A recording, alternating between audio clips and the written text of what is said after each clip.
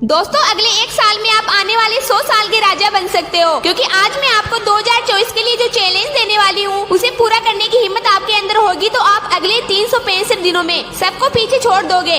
देखो दोस्तों, आज के इस वीडियो में मैं जो भी कुछ बताऊंगी ना वो ना तो आपने पहले कभी सुना होगा और ना ही मैंने कभी बताया होगा। ये बात सिर्फ और सिर्फ मेरे और आपके बीच की होगी और रहेगी, क्योंकि अभी मैं कुछ ऐसी बातें बताने वाली हूँ जिन्हें यदि आपने 2024 में फॉलो कर लिया तो अगले 100 सालों के बंद किस्मत के ताले खुल जाएंगे और आपका टूटा सपना भी आसमान छूने लगेगा। अगले एक साल को हम 365 दिन की तरह देखेंगे।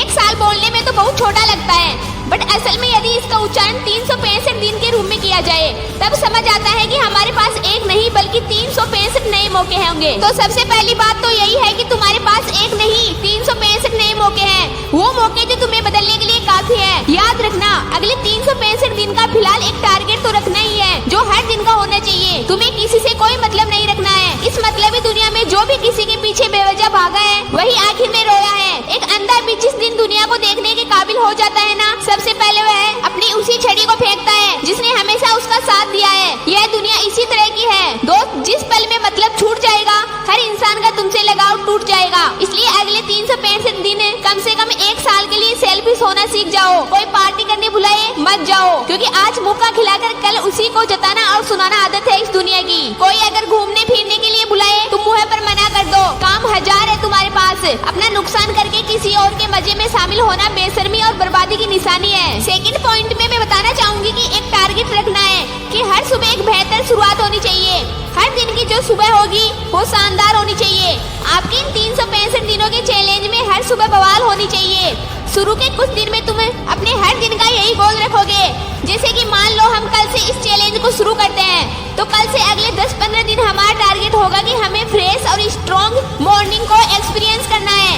और फिर मैं फिर से बता रही हूँ, यह पूरे साल की सबसे बेस्ट बात होगी।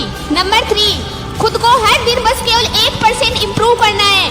शुरू के कुछ दिनों में जो अभी मैंने 2 नेचर बताए उसकी आदत तो हो ही जाएगी। तुम्हें उसके ठीक बाद बस एक काम करना है, हर दिन जब भी सुबह उठोगे या बिस्तर छोड़ोगे, बिस्तर के सामने एक बड़े से कार्डबोर्ड को चिपका कर रखना जिस पर लिखा होगा I will change my self पर परसेंट। इससे तुरंत तुम्हारे दिमाग को एक आइडिया आएगा कि आज तुम्हें 1% बदलना है। फिजियोलॉजी और साइंस दोनों ने इस फैक्ट को सर्टिफाइड किया है कि अगर इंसान हर दिन खुद को सिर्फ 1% बदले तो भी वह अगले एक साल बाद आज के मुकाबले 38 गुना बेहतर हो जाएगा।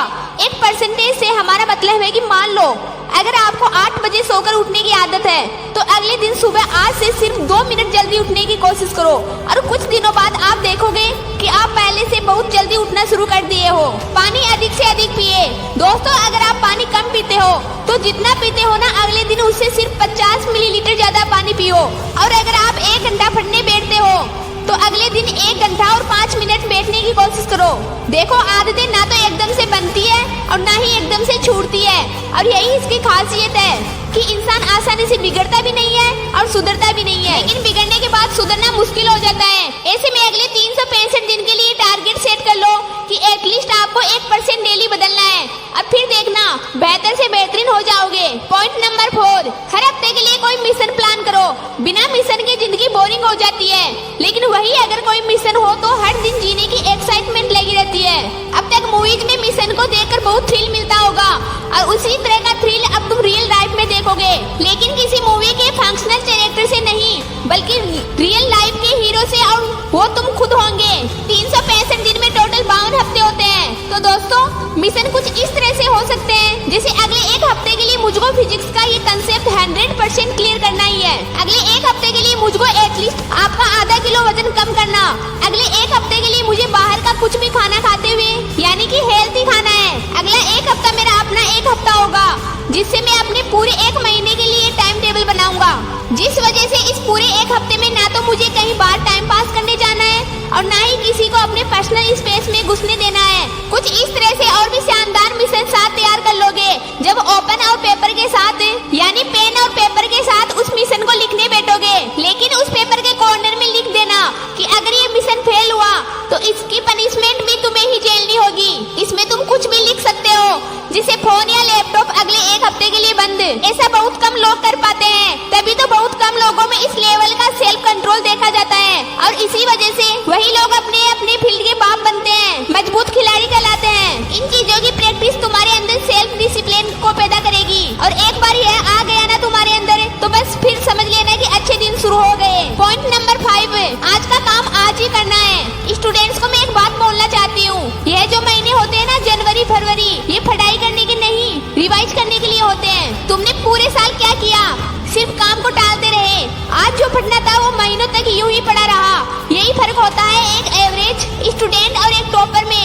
एवरेज स्टूडेंट जब पढ़ना चालू करता है ना तब एक टॉपर 3 बार तक अपनी किताब खत्म कर चुका होता है और वो रिवाइज करने बैठा होता है। ज्यादातर स्टूडेंट तो स्कूल जाते हैं और खासकर जो कॉलेज जाते हैं ये साल के 10 महीने तो कुछ नहीं करेंगे और जनवरी में एकदम से जब रातों की नींद उड़ेगी तो बस पास होने लायक पढ़ना शुरू कर देंगे, जिससे कम से कम पास हो जाए। बस यही तो दिक्कत है दोस्त, आज का काम आज ही कर लेते हो तो कभी जिंदगी में तुम्हें कोई परेशानी नहीं होगी, कोई तकलीफ नहीं होगी। यह लाइन तो सुनी ही होगी कि हर बंदा अपनी परेशानी की वजह खुद ही बनता है और इसकी सबसे बड़ी वजह है कि वह बंदा अपना आज का काम आज नहीं करता।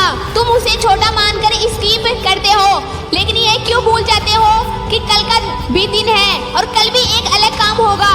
अगर आज का काम कल करोगे तो फिर कल का काम कब करोगे? लेकिन क्या सच में कोई आज का काम भी कल तक कर लेता है? नहीं, आदमी आज का काम उस काम की आखिरी डेट में करता है और इसलिए लोग डिप्रेस्ड होते हैं और फेल हो जाते हैं। यहाँ से एक और पक्की कोशिश करनी है कि अगले 365 दिन के इस पूरे अभ्यास में हर दिन अपना काम उसी दिन को कर लेना है। सिर्फ यह करना तुम्हें बहुत लोगों से बहुत आगे पहुँचा देगा। पॉइंट नंबर 6, निगेटिविटी को अपनी जिंदगी से इरेज करना सीखो। कोशिश करें कि किसी के बारे में बुरा न बोले। सिर्फ इतना करने से ही आप आधे से ज्यादा आबादी से आगे निकल जाएंगे। ये आप खुद भी यकीन नहीं कर पाएंगे। दुनिया नेगेटिविटी और टॉक्सिसिटी को नापसंद करने का दिखावा करती है, लेकिन सब हकीकत तो यह है कि वो खुद भी टॉक्सिक है, नेगेटिव है।